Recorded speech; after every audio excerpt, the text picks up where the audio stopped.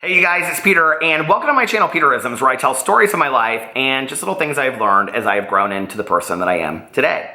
And every Friday, I do a suggestion advice video on here called Dear Peter. Yesterday, I didn't do that, so today I'm going to do it for this week. And I picked an email that I received. So if you want me to respond to your advice questions, write me on my email listed below and put in the subject, Dear Peter, so I know it's for this video. And these cannot be really deep questions. They are like life experience questions, so to speak. This is not professional advice. It's not expert advice. If you're seeking that, go talk to somebody that's a professional. I always advise. All of the advice that I give is all based on personal experience. And it's so funny because I was sitting down and I was reading this email today, and it was like, I just had this conversation with a friend of mine that's in recovery, and she and I met for coffee today, and I had almost the exact same conversation with her, and it was about letting go of the past, and like, how do you let go of the past? So I'm gonna read you the email, and the email says, Dear Peter, I've been dealing with a serious case of self-doubt for almost 2 years now, ever since I've started college. I dropped out of high school after my freshman year and had 2 sons by the age of 19. After a high-risk pregnancy and my second son having a rare birth defect that required the removal of half of his left lung, I decided that my passion was nursing and have been going to college and doing fairly well.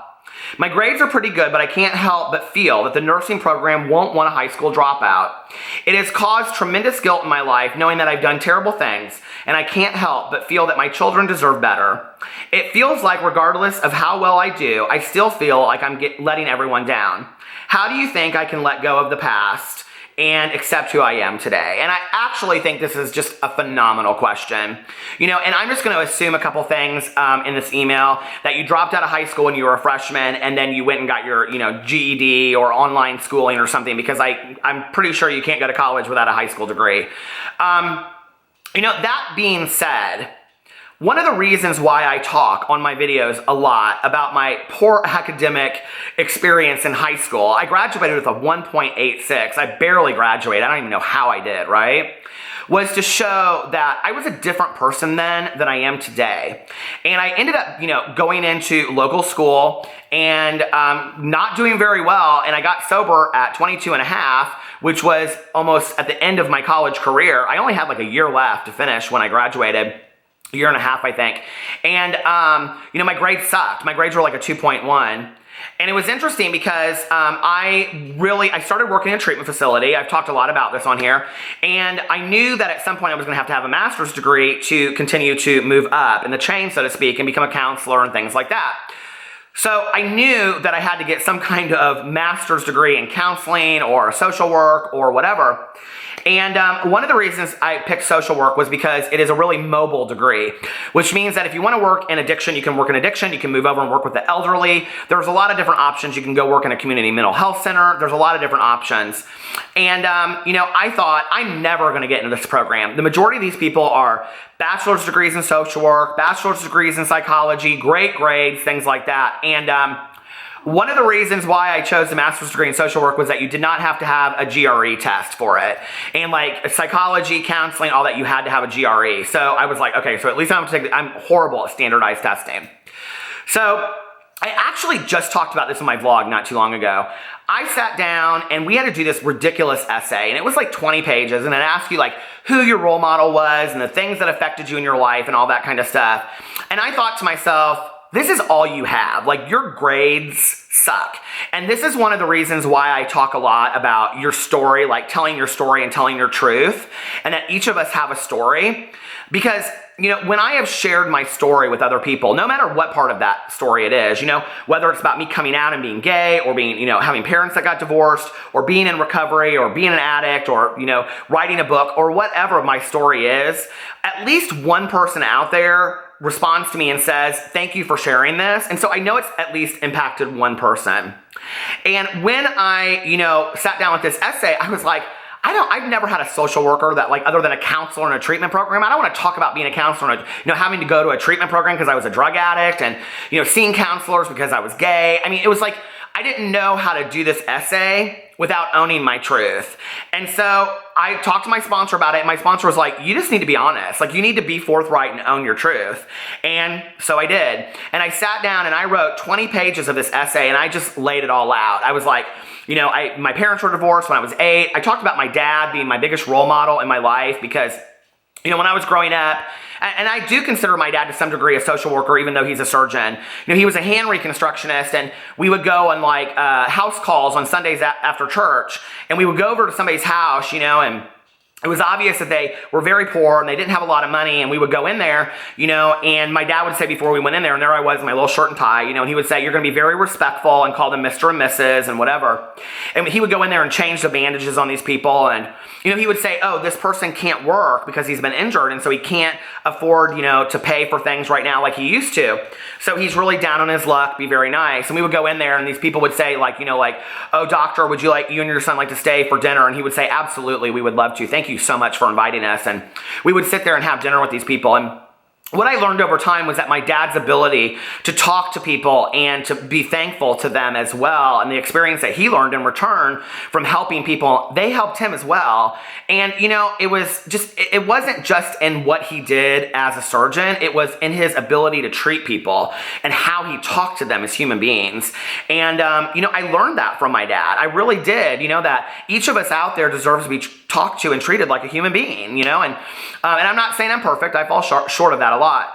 And so, you know, that's what I talked about in there. And then things that have affected me in my life, I talked about being an addict and having gotten sober and what a struggle that was to me and the different times I went to treatment.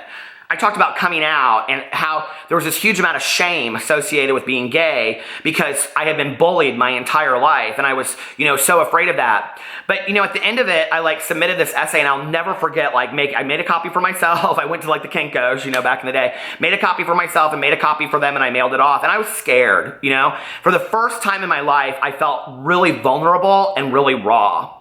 But the reality was that none of that stuff was new. It was all true to who I was. It just was on paper. And it was very similar to me doing an inventory in recovery when I did a 4-step inventory, you know, where I wrote all of the stuff in my life down. I knew all that stuff, but it was the first time that I had looked at it on paper. And one of the things I realized mailing that was, you've come a long way. You are not the person that you are today. But see, like in the movie Pretty Woman, when he says to her, you're so beautiful, and she says the bad stuff is easy to believe, when somebody tells you something long enough, you start to believe it. I had started to believe what people had told me about myself for a very long time. I had started to believe the things that I had told myself for a really long time, that I wasn't good enough, that I wasn't deserving, that I didn't, you know, deserve what everybody else in the world deserved. And that was an absolute lie. You know, I love the saying, it's not what people call you, it's what you answer to. And today, I know what I am and what I'm not. And today, you know what you are and what you're not. And you're very deserving. You've raised 2 kids, you've graduated from high school, you've gone to a college program. And the reality is, the nursing program might not take you. I found out later when I applied to this program that it was everybody on the board approved me right at once, and it had everything to do with me owning my truth and being honest on my essay. But that might not have been the case, you know? The case may have been they said, I'm sorry, your grades just aren't good enough, and we feel sorry for your story, but hey, good luck to you next time. And then I would have had to have figured something else out. You know, maybe I would have stayed at the treatment program. Maybe I would have worked, you know, in administration and done something different that didn't require me to have a master's degree. This isn't the end of the road if you don't get into a nursing program, or if you don't get in the nursing program, or I said that twice, or the program of your dreams or whatever. It's not the end of the road. It's not the end of your dreams, you know? It's just maybe figuring out what's next for you. And I'm very much a believer that there's a plan, and I have total willpower, you know, and free will over that plan, but that I have to kind of go where the boat flows down the river, if that makes sense. And for me, although it would be so hard to not get into a program after totally owning my truth, which is what I recommend, is being completely honest with people, because you can't hide from that. You know what I mean? Like, when it's all out there, it's like, well, I have nothing else, so here you go. But to me, if I met a nurse that had gone through the things that you went through and shared her story so honestly, I would be so impressed, and I would feel so comfortable and safe around that person because of who you are today, not because of who you used to be. And I think that one of the hardest lessons for all of us is letting go of the past, you know? And I think like acceptance in the past is thinking that we have the ability to go back and change something. And I learned that from an Oprah show, you know? That acceptance is knowing that what happened for a reason and that I'm a better person as a result of it today. So if I really believe that, if I really believe that the things that happened to me, even the terrible things that I did, if those things happened in my life, made me who I am today, then they all happen for a reason. They're all valuable and have value. You know, I said to my mom one time, Mom, every line of cocaine, I'm thankful for every line of cocaine I ever did, every shot of whiskey I ever took, every, you know, I was gonna say blunt. I never smoked blunts. That was way after me. Every joint I ever smoked, you know, every pill I ever took, all that kind of stuff. And she said, you know, some things, Peter, I don't need to know. She didn't want to know the whole history of all of it. But it was true, you know, I'm so thankful for all of that because it brought me to the point where I was ready to get sober. And getting sober brought me to the point where I wanted to help other people. And helping other people is still something that motivates me on a daily basis. It's what makes me want to make videos on here. It's what makes me want to share my story, because if I share my story with you and you go, oh my God, like I so relate to that, I needed to hear that, even if it's just one person, then I've done something positive for the day. And that makes me feel better as a human being. It never hurts to try. You gotta try. You gotta chase your dreams, like I said yesterday, and try, because you never know what this journey holds for you. I love you guys, and I will see you later. Bye.